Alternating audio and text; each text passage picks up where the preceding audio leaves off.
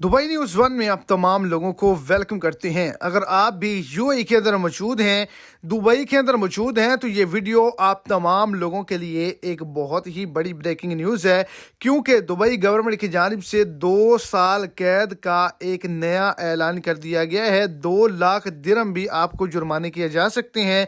आज से तमाम एयरपोर्ट्स पर एक नया कानून आप तमाम लोगों के लिए आ चुका है। तो आप तमाम लोग अगर पाकिस्तान से ताल्लुक़ रखते हैं, इंडिया से ताल्लुक़ रखते हैं या किसी और मुल्क से ताल्लुक़ रखते हैं, मुकीम हैं, तो आपने ये गलती नहीं करनी। वीडियो की डिटेल जानने के लिए वीडियो को एंड तक लाजमी तौर पर देखें ताकि आपको तमाम डिटेल की समझ आ सके।